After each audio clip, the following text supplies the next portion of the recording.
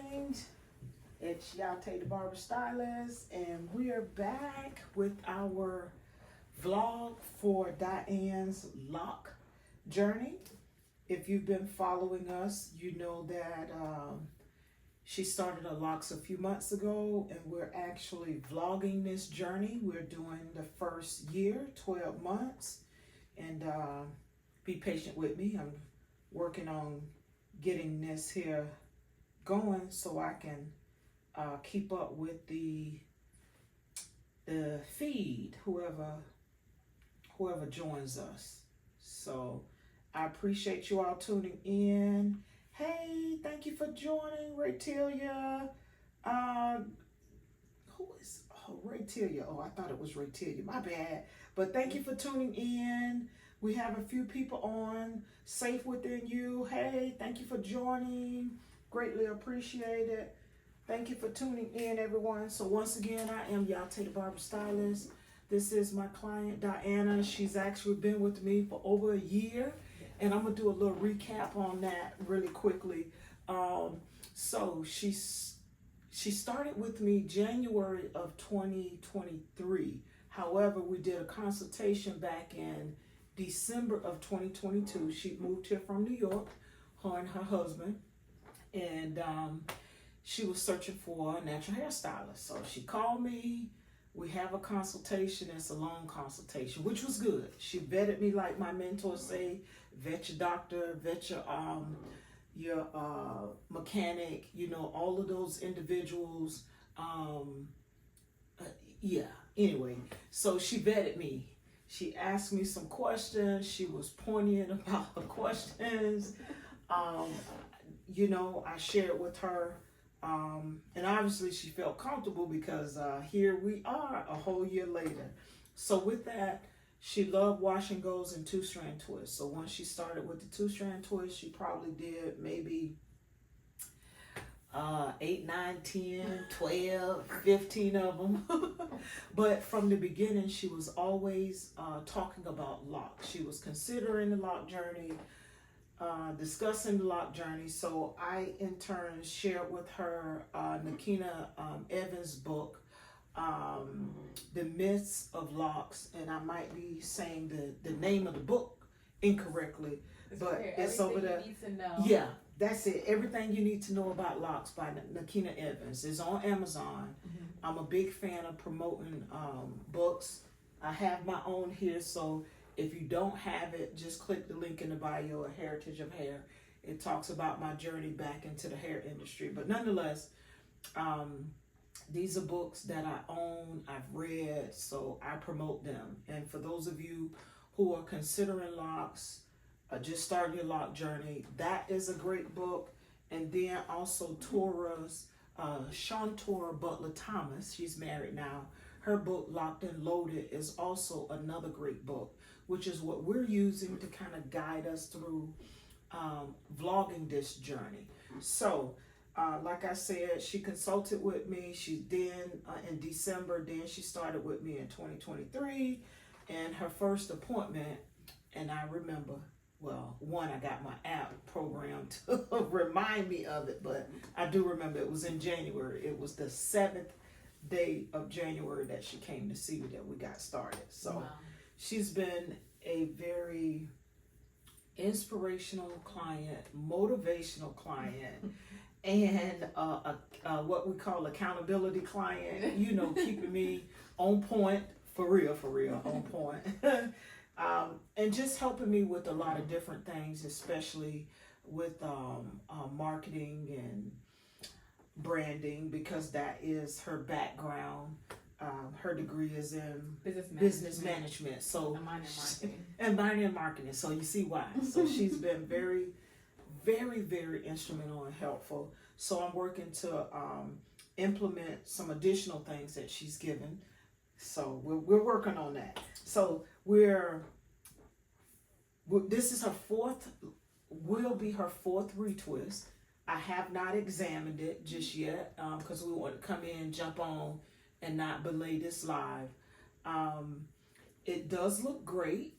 I can see from here that her locks are starting to come together. I can see where some of them are solid. She did start with 2-strand twists, or African twist, as my mentor would say. Love it. We do see a little frizziness, and that's because of the texture of her hair. It's a lot softer. It's not as dense. But it still looks good. It still looks good. So we have some things that we're going to share with you. Use the Locked and Loaded Journey Journal to kind of guide us through the process. The only difference as we get into the 4th through 12th month, Torah only provides space for the first 3 months for you to actually journal each month separately. However, when you get into the 4th through 6th month, she kind of groups that together, but it's still a valuable tool to utilize for reflection, for, just thinking about this process, and also helping you to stay committed to the process. But like I said, it provides you with a space to guide you along and offer you some ideas and things to consider while you're reflecting on your journey through your first year of having your locks. So, what's been happening? What's been going on? That's so fun. I feel like it's the same, which is good, because I love that. I love being able to wake up and, not do my hair. It's my favorite thing. But I did feel like now, I prefer, for now, every 4 weeks, because, I feel like in the back of my head, there's kind of like they're merging, I feel like, because my hair's growing a lot.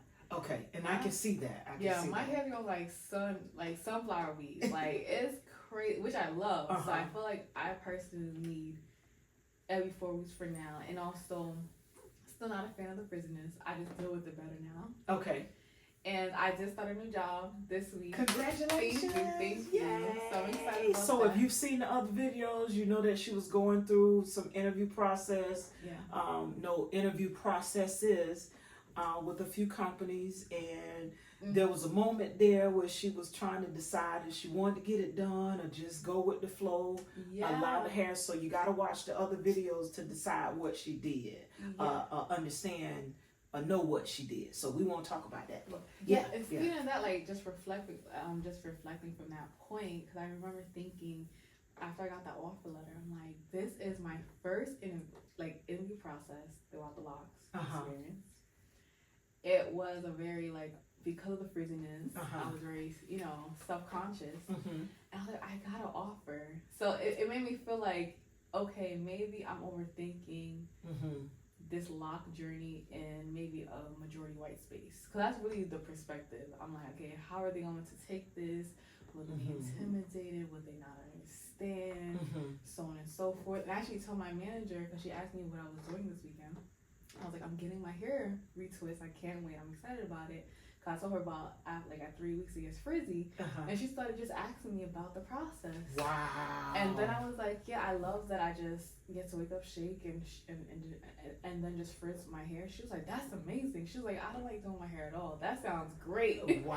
I was just like, yeah. So you go from the experience of, what is this going to be like? How am I going to be perceived? Yeah. What do I look like?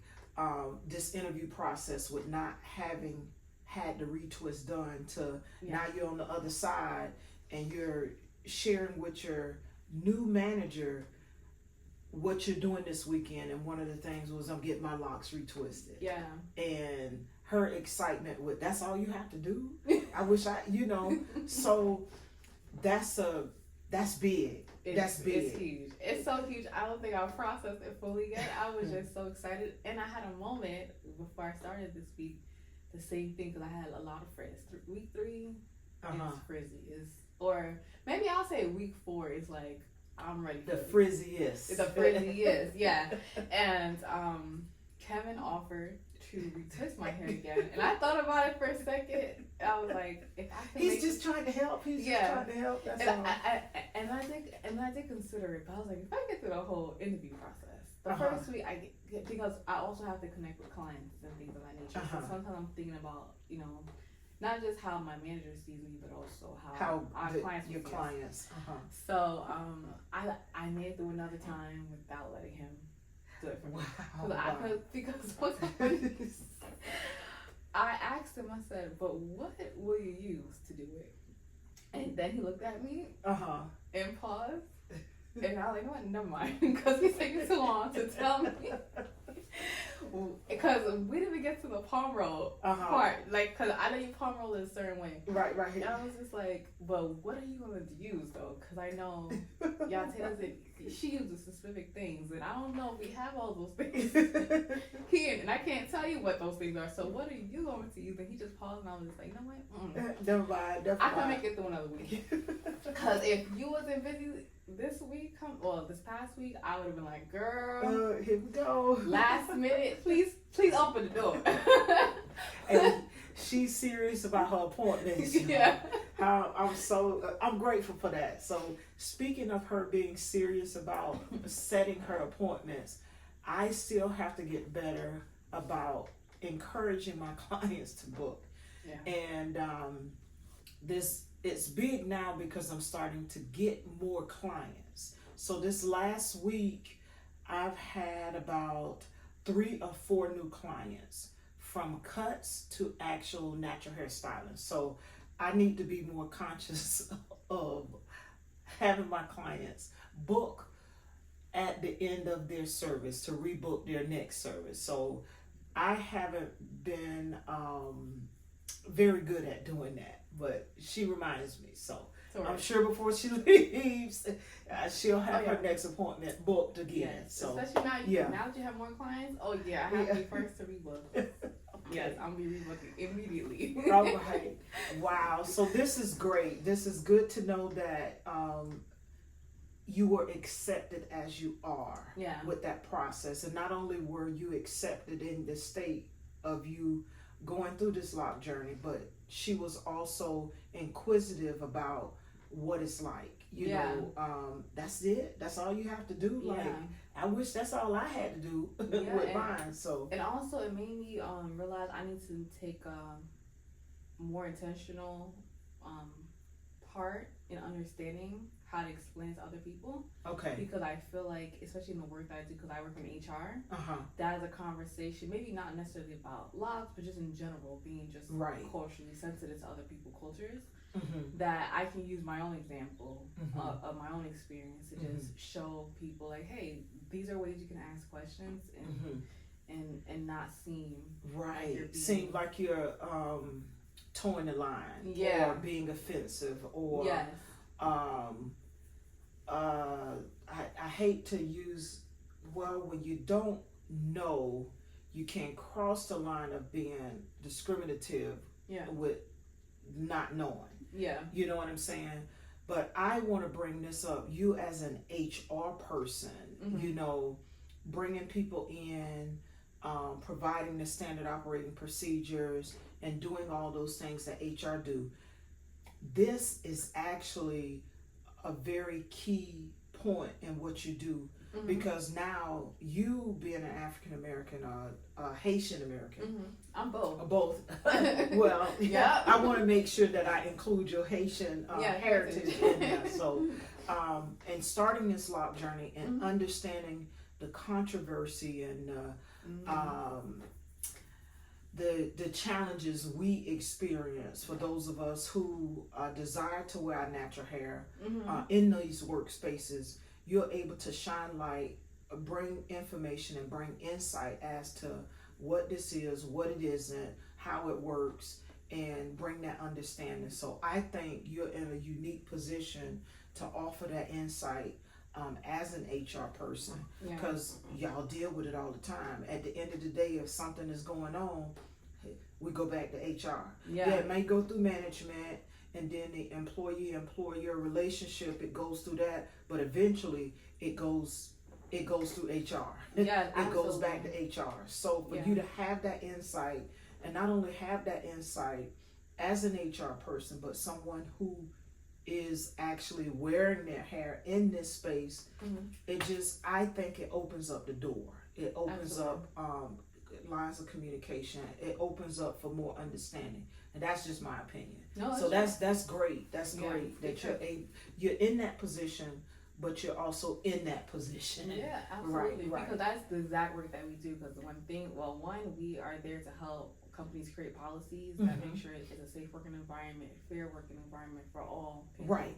And then there's our federal laws that they have to abide by, and Right. sometimes state laws, and then of course creating a working environment. Just No change. problem. Okay, Like a good. working environment that grows team members in a way that, of course, that is showing towards their clients, and of course, in so many other ways. But so now that we're helping create those policies, but when things happen, we are the ones that's coaching them through, hey, maybe it's best to do this versus this, and so that's all that we do all day, and not only saying pertaining to hair, maybe it's language, maybe it's race, maybe it's just so many different things, gender now, and all that, and just beyond. Right. So you're a key player, not only in enforcing and reinforcing, but providing information and insight for those with natural hair, and for those who don't have it, having the understanding of what does this mean. And in the state of South Carolina, the Crown Act has been passed, so it is illegal to discriminate against individuals with who choose to wear their hair naturally or naturally textured hair. So in the workspace, that law is here. It has been accepted in the state of South Carolina. So that's another thing, and many don't know that. So so we've talked about that, which is excellent. I'm so glad that you're going through this journey with us. She does have frizziness. We've talked about that, and that's, once again, her texture is very soft, and it's not as dense. And then her growth, I can see it. It's growing. Her locks are finding their way, and I'm gonna continue to cultivate them with this shampoo. So we're documenting it, vlogging it, pictures, and getting little video clips as well. So we have growth. Are you still comfortable with the process? Well, you've shared that you have your moments. Here again with the interview process, it was a little, my husband was like, oh, you want me to do it? Nah, what are you gonna use? No, I don't think we're gonna do that. So she's I feel in her expressing this that she's comfortable, but then there are moments where that comfortability is challenged. But then she come right back to it. You know what? I'm gonna trust this process, which is the next question. Are you still trusting the process? Yeah, I'm definitely trusting the process, and I think now that I'm back at work, I'm trying to have like a regimen of when I come, so I'm gonna be more comfortable. Because probably by the time it gets the most frizzy, frizzy, I probably have something the following day following days or week. Within a few days to get your retwist. Okay, gotcha. But other than that, I am excited. I'm like, this is for me. I'm like, I don't know why they started sooner. That's how I feel most days. I'm like, I can't wait for it to mature. Like, it's growing. I can see where from the root to maybe by the inch or so, I can see where it's becoming more solid. It's gonna be some time before it's solid all the way through, but I can see that it's coming together. Your ends look good. I can see the frizziness from here, but we're gonna take care of all that. I hate to use the word tame, but we're gonna handle all of that and encourage them and guide them around the lock as they continue to find their way. Reflection. Any reflections at this point? Any, thoughts? I'm just excited. I think more so about the future of like this professional. Like I'm looking forward to it being mature, so I can take my new like LinkedIn pictures. But right now my pictures is from like 2015. It's a beautiful picture, but it's with me in straight hair. So I think about that, like when I come out and actually have my hair in locks and I take that professional. So I'm waiting for when that's the best time, but I think more about the future Okay, so that sounds like she's gonna be doing some new headshots, some professional images for herself with her locks. That's great. Yeah, That's so I'm great. excited for that. So patience and commitment. It's obvious that you are patient with this process and you're committed to it. Yes, I'm committed. One other thing, in the book, Tora talks about doing this phase if the client or the person who has the locks, if they're comfortable with shampooing their hair. So Nope. how was Honestly, I can't even get it. no, I'm not gonna lie. It's one of those things I'm going to have to, like, you're gonna have to actually have to challenge me, and I think at some point force me to practice do it on your washing it and retwisting it, because I'm personally okay with coming to you forever. But I appreciate that.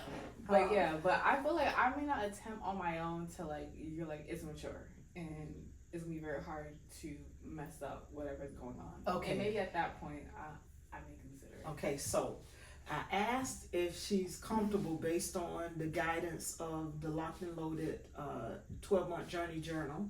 If she's comfortable with shampooing her hair, you heard her.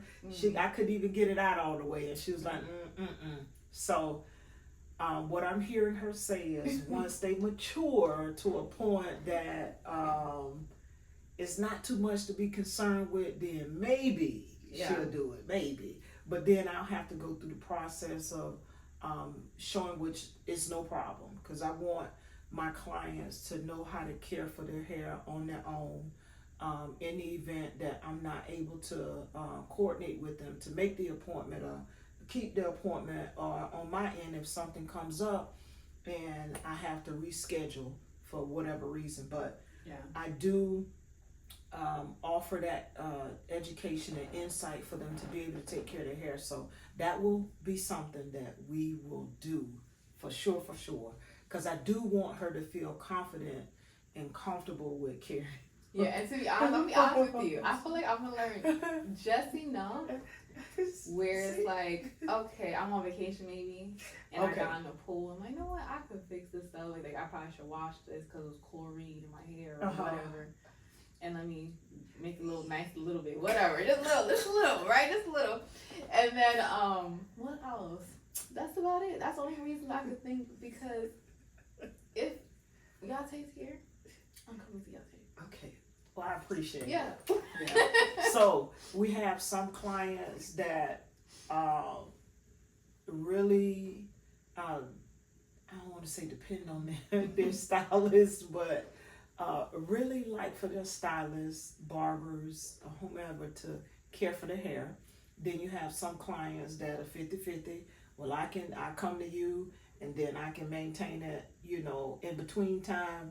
And then you have the clients that, special occasion, I'm gonna come see you, get it done, and then during all the other times, I'm good. So you have clients with different relationships or priorities as to how they interact and engage with their barber and or stylist, or barber stylist, or braider, loctician, whoever it is. But for me, I'm flexible, I'm open.